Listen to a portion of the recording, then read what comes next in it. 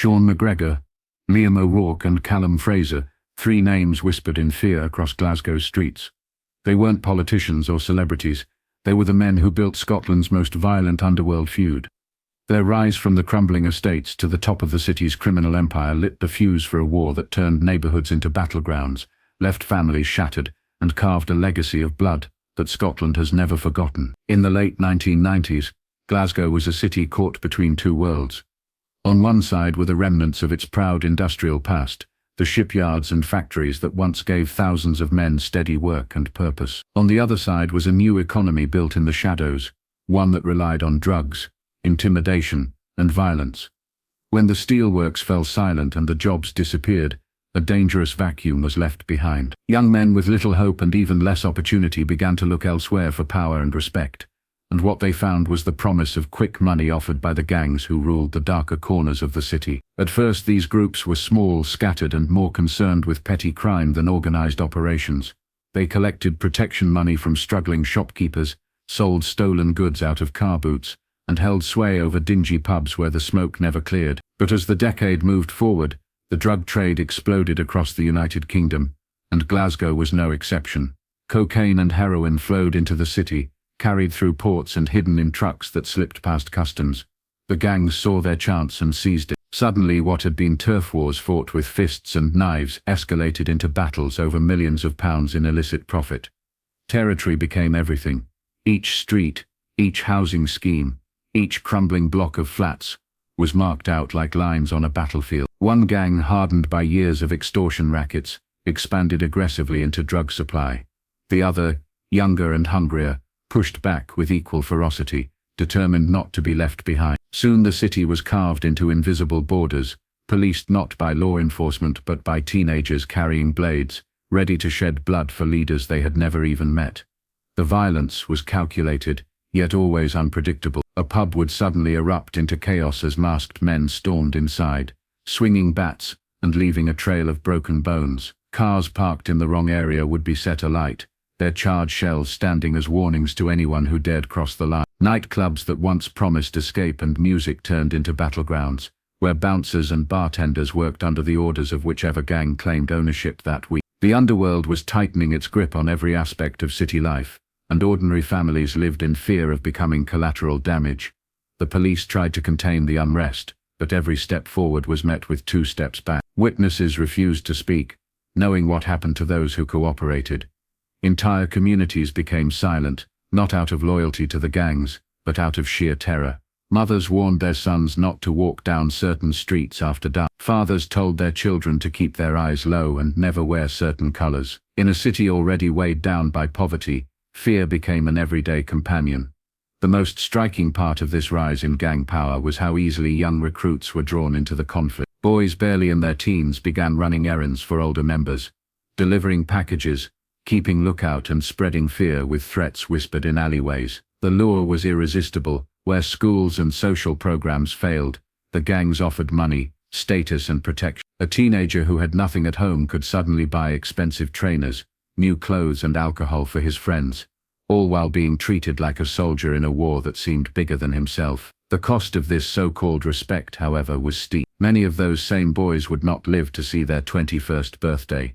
By the turn of the millennium, Glasgow had become a city defined by its fractures. The old industries had faded, but in their place a violent empire was being built brick by brick, fight by fight. The sounds of progress were no longer hammering steel and clanging machinery, but the sharp crack of gunfire echoing across estates and the sirens of ambulances, racing to scenes of carnage. What began as a struggle for territory had transformed into something far more menacing, a war that would consume lives, rewrite communities, and mark Scotland with a legacy of bloodshed that would not be forgotten. The fragile balance that had kept the gangs from total collapse broke over something that seemed almost ordinary at first, a missing shipment at the docks. It was a container meant to hold millions in cocaine, carefully hidden behind crates of imported fruit. When it disappeared, both gangs pointed the finger at each other.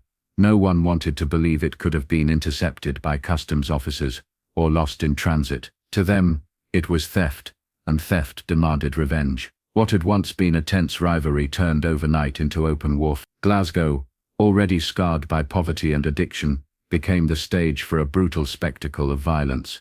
The first strike came swiftly. In the dead of night, one group stormed a bar owned by their rivals. Molotov cocktails smashed through the windows, and the building went up in flames. Workers trapped inside barely escaped with their lives. The message was clear: nothing was off limits. Within days, retaliation followed. A car packed with explosives was parked outside a betting shop, linked to the rival faction. The explosion ripped through the quiet street, scattering debris across gardens, and leaving residents terrified inside their own homes. Innocent lives no longer mattered. The war had shifted into a phase where shock value was as important as money. The city felt like it was under siege. Daylight attacks became common, with masked gunmen pulling up on motorbikes, unloading rounds into crowded streets before speeding away. Houses were riddled with bullets, cars were rammed off the road, and petrol bombs became as familiar as broken bottles on the pavement. The brutality was designed to dominate, to strike fear so deeply that no one would even think of resisting. Each new act of violence demanded a response, and each response escalated the stakes. The gangs no longer fought only for drugs or territory, they fought to prove they were untouchable. The police force found itself overwhelmed. With every shooting, officers rushed to contain chaos, but the cycle of retaliation moved faster than they could respond. No witness dared to step forward, and without testimony, arrests were even when someone was caught, juries were too afraid to convict. Families were paid off or threatened into silence, and judges knew their names could easily appear on a hit list. This atmosphere of intimidation gave the gangs a sense of invincibility. Their leaders strutted through the city, certain that the law could not touch them. For the residents of Glasgow's estates, life became unbearable. Mothers kept their children indoors long after dark, terrified they might be caught in crossfire. Shops closed earlier, nightclubs emptied out, and once bustling streets fell silent. Entire neighborhoods became ghost towns after sunset, ruled by the sound of gunshots and the flash of sirens. Fear seeped into every corner, reshaping daily life. Even the most ordinary tasks, walking to the corner shop, waiting at a bus stop, driving home late at night, were filled with risk. The gangs had turned the city itself into a battlefield where anyone could be a casualty.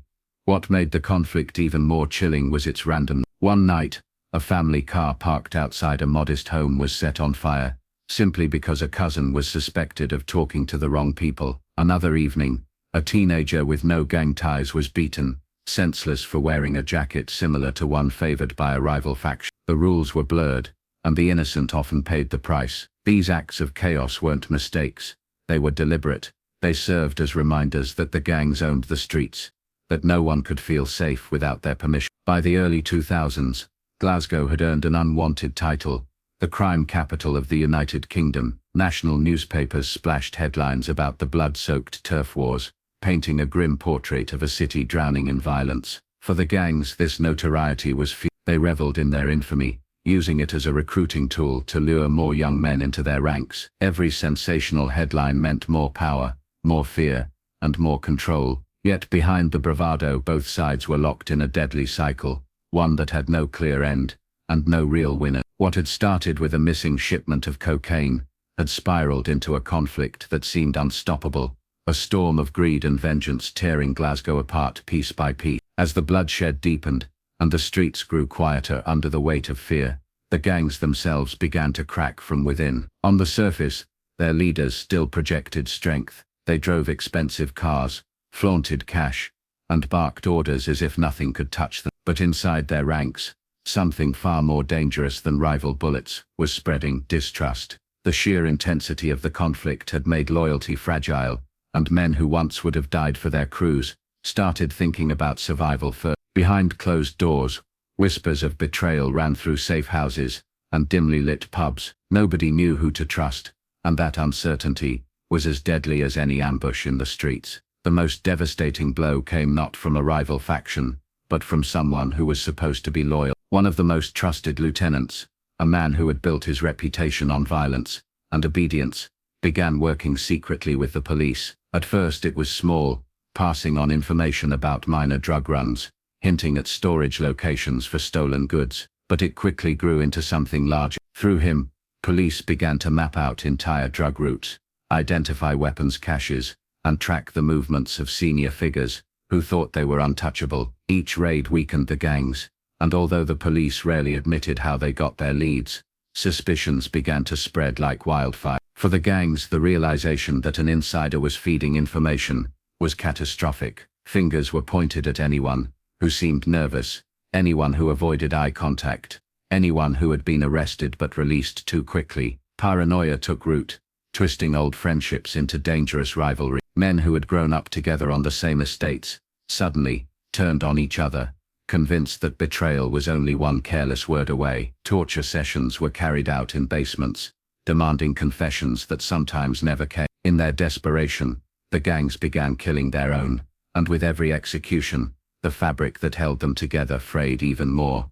The lieutenant who had turned informer continued to play both sides. By day he delivered money and managed shipments, as though nothing had changed. By night, he met with officers in secret locations, handing over scraps of intelligence that kept the task force alive. His duplicity bought him short-term survival, but it left a trail of destruction behind. Every time police swooped in to seize drugs or arrest a courier, retaliation was immediate. Families of suspected informants were threatened, beaten, or forced to leave their homes. The fear that once belonged only to the city's residents now existed inside the gangs themselves. Leaders who once ruled with absolute authority found themselves isolated, unsure which of their men could be trusted. They moved constantly, never staying in one place long enough for patterns to form. Safe houses were abandoned after only a few nights, and meetings were cut short, always shadowed by the suspicion that someone was listening. Sleep became a rare luxury. Guns were kept on bedside tables,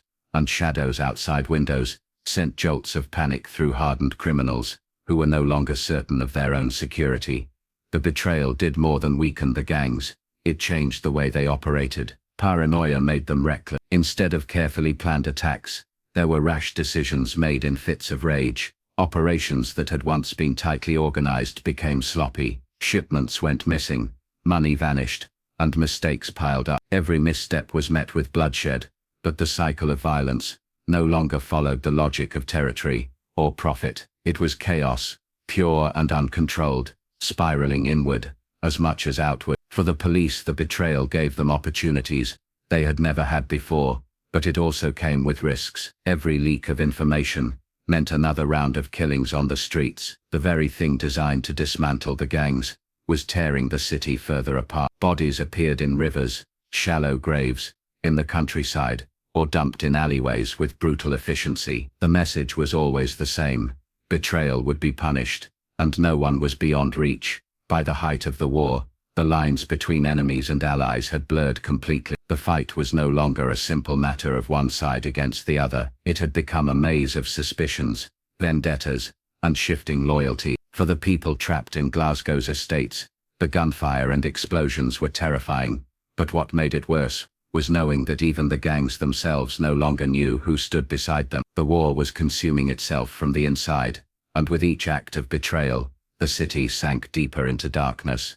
The end of the war did not come with a single event that silenced the guns, or a dramatic surrender that ended the years of bloodshed. It came slowly, piece by piece, as both gangs began to collapse under the combined weight of police pressure, paranoia, and exhaustion. By the mid-2000s, the Scottish authorities had realized that ordinary policing could not contain the chaos, and a special task force was created with one mission: dismantle the gangs completely. This unit operated differently from the traditional police. They invested in surveillance, built long-term intelligence networks, and relied heavily on undercover officers who risked their lives by slipping into the world of organized crime. It was a dangerous strategy, but the alternative was to let the streets continue to run. The task force monitored phones, intercepted shipments, and traced money through elaborate laundering schemes. Safe houses, once thought invisible, were raided in sudden operations, seizing weapons and drugs before they could hit the street. Slowly, leaders who had appeared untouchable were forced into corners. Some were caught during routine traffic stops, others during early morning raids that left them stunned and handcuffed before they had time to reach for their weapon. Each arrest chipped away at the myth of invincibility that the gangs had worked so hard to build. For the leaders who managed to escape capture, life turned into a desperate game of survival. They moved across borders, slipping into Spain, Ireland, and other parts of Europe, trying to rebuild their operations abroad. But exile was not freedom. Rivals followed them, and police cooperation across countries meant there were fewer safe havens than before. The same paranoia that had hollowed out their organizations in Glasgow now haunted them overseas. Former allies betrayed them for money or protection, and enemies who had once feared them began to close in, determined to settle old scores. The downfall was not only about arrests and exile, it was about the damage left behind. Communities that had been caught in the crossfire carried scars that would not heal quickly. Families were torn apart, with fathers, brothers, and sons either dead or serving long sentences. Children grew up without parents, forced to live in the shadow of violence they could barely understand. For many, the gang war was not just a chapter in Scotland's criminal history, but a personal tragedy etched into their daily life. Shops that had closed during the height of the fighting never reopened, and neighborhoods once filled with laughter and noise became places of caution and silence. The psychological cost was just as deep as the physical destruction. Residents who had lived through years of explosions and gunfire found it difficult to trust peace. When it finally came, a quiet night did not feel like safety. It felt like waiting for the next eruption. Even after the most violent figures were imprisoned or killed, the memory of their reign lingered in every dark alley and every burnt-out building. For the police officers who had fought to bring order, victory was bittersweet. They had succeeded in dismantling the gangs, but the price had been years of violence, countless lives lost, and a city that would never fully forget. The gang war entered history as one of Scotland's darkest periods, a brutal reminder of how quickly greed and vengeance can consume a society. While the guns eventually fell silent, whispers of that era never faded. Older generations still told stories of the nights when explosions shook the walls and streets were deserted by sunset. For the younger generation, the tale became a warning proof of how easily ambition could twist into destruction. The scars of the conflict ensured that even in peace, Glasgow lived with the ghost of its past. What ended with handcuffs and prison sentences was never truly over, because the fear, the loss, and the memories remained long after the last shot was fired.